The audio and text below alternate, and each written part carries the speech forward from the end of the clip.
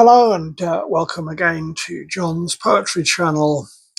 The poem I am going to share for you today is by Robert Lowell, and it is called Mr. Edwards and the Spider.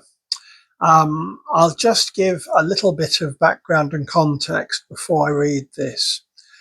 It is a reference to a sermon, a very famous sermon given by the 18th century preacher Jonathan Edwards, called Sinners in the Hands of an Angry God.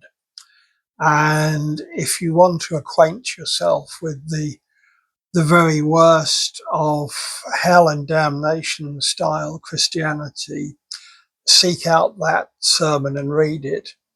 So grim and powerful was it that there was, I think, at least one person after hearing it went home and killed themselves. They were so upset. One of the central images of the sermon is of the human soul as being like a spider dangling on a single thread of silk, and God holds the top end of the silk over the flames of hell, and at any moment can dip the spider down into the flames. And according to Jonathan Edwards, we are all in that position. So, having explained that, on with the poem, Mr. Edwards and the Spider. I saw the spiders marching through the air, swimming from tree to tree that mildewed day in latter August, when the hay came creaking to the barn. But where the wind is westerly, where gnarled November makes the spiders fly into the apparitions of the sky, they purpose nothing but their ease and die urgently beating east to sunrise and the sea. What are we in the hands of the great God? It was in vain you set up thorn and briar in battle array against the fire, and treason crackling in your blood. For the wild thorns grow tame, and will do nothing to oppose the flame. Your lacerations tell the losing game you play against a sickness past your cure.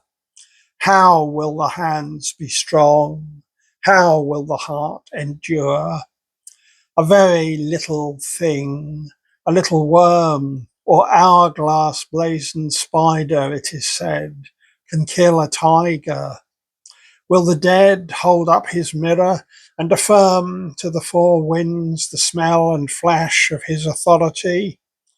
It's well if God, who holds you to the pit of hell, much as one holds a spider, will destroy, baffle, and dissipate your soul. As a small boy on Windsor Marsh, I saw the spider die when thrown into the bowels of fierce fire. There's no long struggle, no desire to get up on its feet and fly. It stretches out its feet and dies. This is the sinner's last retreat. Yes, and no strength exerted on the heat then sinews the abolished will. When sick and burning it will whistle on a brick. But who can plumb the sinking of that soul? Josiah Hawley, picture yourself cast into a brick kiln where the blast fans your quick vitals to a coal. If measured by a glass, how long would it seem burning?